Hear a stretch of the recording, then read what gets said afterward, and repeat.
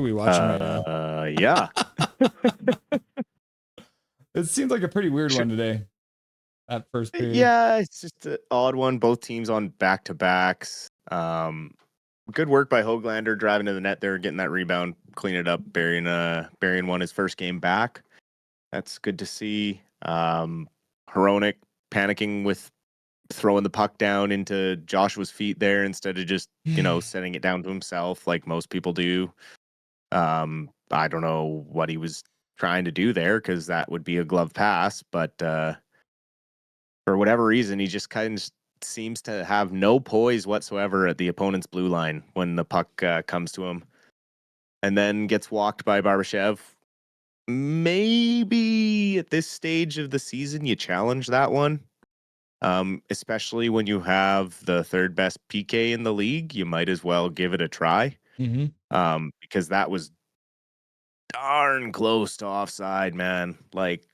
But Rick Tocchet's precious timeouts. What would he do without his timeouts? I know.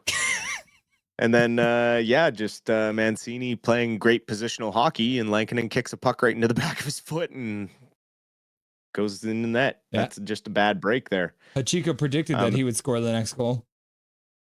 There you go. Way to go, Hachiko. But good to see Höglander. I mean, he came out in that period firing all cylinders, working hard. You maybe saw a little bit later in the game. He made a pass to Besser, but Besser was not expecting it at all. And it was not a great pass either. So despite the fact that he does have the goal, maybe still a bit of rust that he might have to shake off as the game goes on after missing a few. Yep, for sure. That's always the first period back is probably always a little rusty. The power play looked okay. They were snapping the puck around, got a couple of looks. Besser with another tip in the slot there, just like last night or yesterday afternoon. But Aiden Hill with the quick legs there, keeping it out and keeping his team ahead. Hopefully we can finish killing off this minute and 7 seconds of power play time in the second and get back on even terms early. It's nice to see the Canucks go 50-50 against the Vegas Golden Knights in the faceoff dot too, because Vegas is a very good faceoff team a lot of the time. So the fact that Canucks are able to keep that number even is good to see, because obviously some of the games lately, there have been some rough ones, especially from guys like Teddy Blueger. Yes, there have been some lopsided percentages for sure in the last couple of weeks. And the 13 hits, it's one of those ones where the Canucks absolutely out hit Vegas. And a lot of the time when we see the 13 hits, it's because the Canucks didn't have a lot of possession time. But I feel like this might be one of the outliers where it just seemed like they were just hitting everything that moved. Yep. Yeah, Vegas got the puck. Someone was hitting them, and they're not giving Vegas much time and space. Really only the one big mistake there was the Barbashev goal. Waz goal there, or Roy. I don't know. Does he go by Nicholas Roy? Shorthouse keeps on calling him Waz, so. Yeah. Anyways, he just gets lucky, right? That's just a lucky bounce. Mancini was in position, boxing the two Vegas players out from that position, and it's just a bad bounce. So that seems to be Vegas, though. They get those good bounces. You don't like to bet against Vegas, right? They seem to always win. And the Canucks' luck moment is the fact that Tanner Pearson actually made a really nice pass, an indirect pass to set that one up. So classic former Vancouver Canuck getting assist against his former team. Yeah, definitely. Yep. Canucks hockey, baby. Well, on to more good news. It sounds like Elias Pettersson may be done for the year. Report coming out from our favorite hockey insider, Elliot Friedman, saying that he has heard that there's a very real chance that he will not be returning for the season. Do you think that's the right call, or how do you feel about it? Because there was some rumor out there that maybe it was more PD not wanting to come back. This is a tough one. It didn't look like it was a very comfortable thing, like with his wrist or whatever happened. But then on the other hand, you have that press conference Tocchet gave that we talked about. And, he kind of just said, he's not working very hard to come back is in a nutshell, basically the gist of what Tocchet said. And this is kind of why we've talked about that they need to sit down and figure out if Pedersen and Tocchet can work together, because if that relationship is broken, then you need to fire Tocchet, because you have invested $11.6 million in one guy.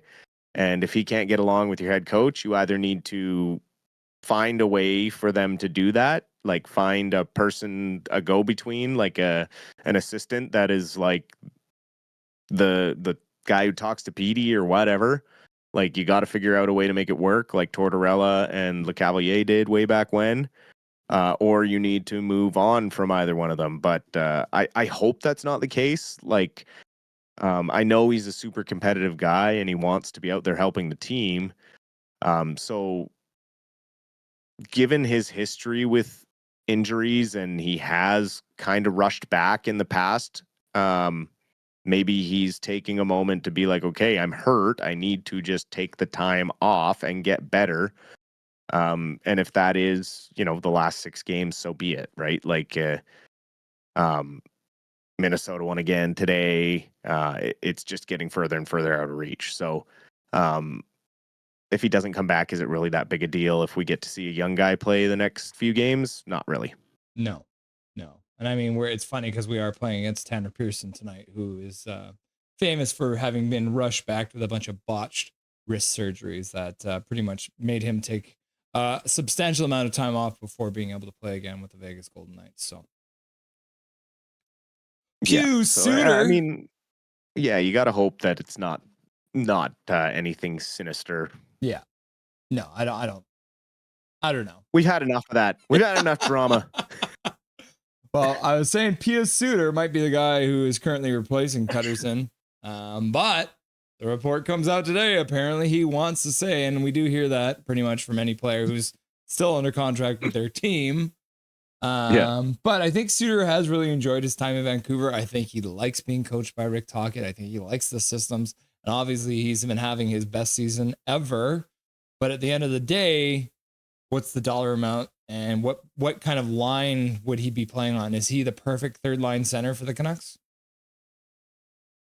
That's the hard part, right? Like, it's the money figure. You look at the centers that we have in Abbotsford that are ready to make the jump to be a third or a fourth line guy. Keetel's health comes into question as well. Can Suter be a 2C? He's proven that he can play top minutes, especially with Pedersen out. He's helped shoulder the offensive load. Could he sustain that for an entire season is the question. Elevated ice time over an extended period of time is a lot harder for some guys to transition to. Suter's had a great year and he is a very versatile guy, but given what his market value will likely dictate, are the Canucks ready to invest that when they really need an explosive offensive guy? Like, do you keep going to, I mean, you can have a whole team of Rick Tocchet players, but who's going to score? Like, that's at the end of the day, Rick Tocchet wants everyone to choke it off, and we talked about how boring they were last night and how their offense is terrible. I mean, he did it to Clayton Keller, he did it to Lawson Krause. Like, he just has a way of stifling young offensive players' creativity and taking away their confidence. We're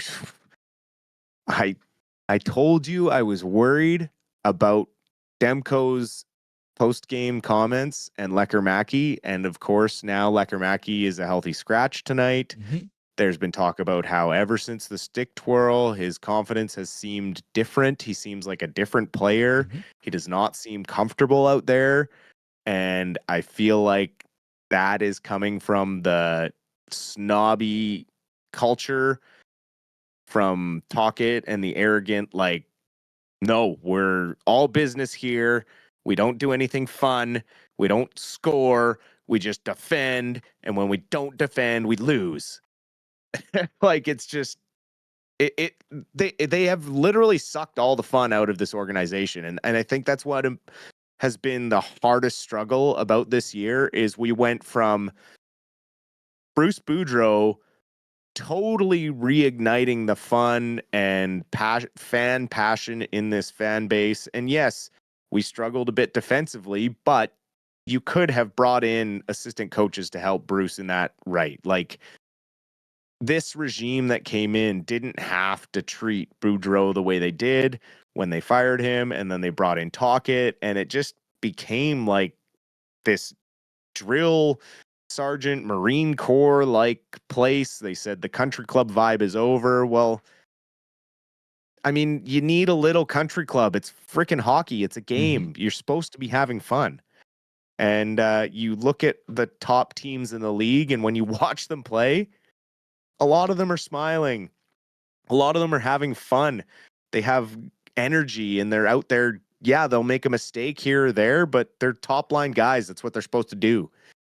And it's just hard to watch other teams around the league, especially the top ones with high offensive numbers, and then compare it to, we got Suter and we're talking about, oh, we need to re-sign him because he's got a couple goals. And it's like, we should be aiming higher as an organization than Suter. Wow. Sorry. I guess the perfect example is earlier today when this guy, I think he's a rookie, Alexander Ovechkin or something. He scored a goal and he dove and he like slid on his chest. Like, what kind of a celebration is that? You shouldn't be having fun in hockey. Right? Exactly. Like, who scores 895 goals with the same organization and gets 41 goals at the age of 39 after taking 4 weeks off, and it was questionable if he might even come back after that injury. Crazy. The Russian machine does. Like, unreal. Absolutely unreal. Like, I never thought in a million years I would see that record be broken. Maybe someone would get close, but to see it happen this morning live, like, I had the game on. I had to have the game on. It just, as a hockey fan, it literally gave me goosebumps. It was one of the coolest things I've ever seen. It was a classic Ovechkin goal on the power play. I literally texted a buddy and said, "Oh, Caps power play. This could be it." Like 30 seconds later, sure enough, Ovi's sliding on his belly at center ice, big smile on his face. Probably felt like a kid again. Probably felt like his rookie year. And it's just a really incredible thing to see. And yeah, just very happy for him, very happy for the game. Really cool stuff. And honestly, I don't know that gets broken. The way the game keeps changing, it's going to be real tough. I mean, if there's a player in the NHL right now, who's the guy who catches him? Is it Matthews? Matthews, but I mean, he would have to go on absolute heater. Yeah. For a few seasons. I mean, if you take a moment, like, chat, take a moment and just on your own go and look at Ovechkin's career stats and just look at them year by year and the goal production. It's absolutely insane, and no one will ever touch it.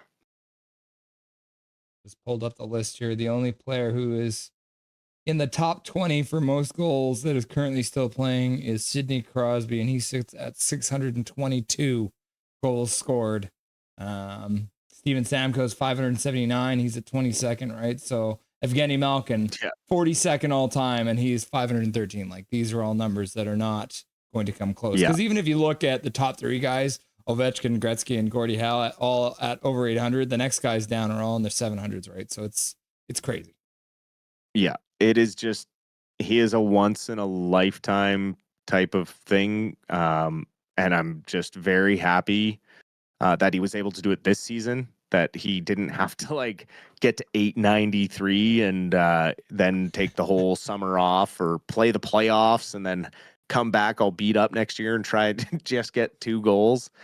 I hope now he can focus on their playoff run. That record is now behind him. And maybe if they go all the way, then he calls it a career, right? Like, what else is there to accomplish? But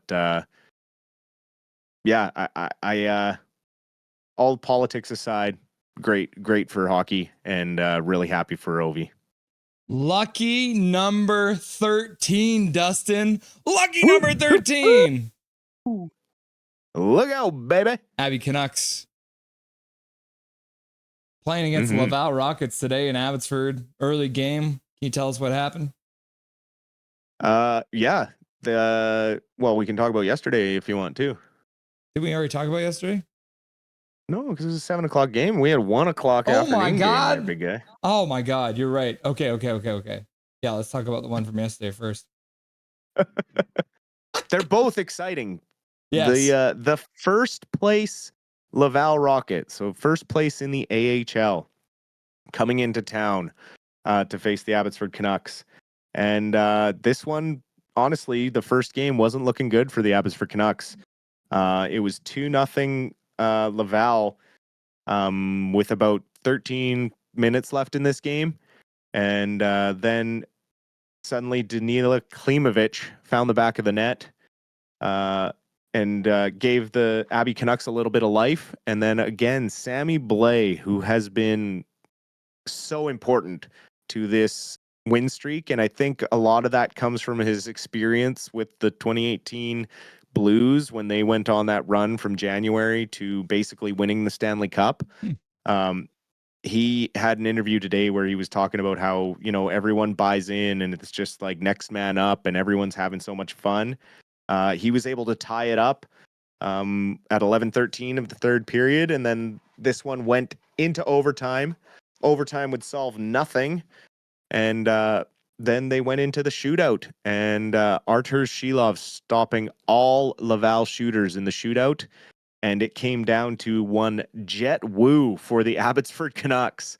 Their fourth shooter seems to have something on the shootout. He's now 2 for 2 on the shootouts being utilized. And he was able to beat the Laval goalie to give the Canucks their 12th straight victory in a row. Getting the first star in the game.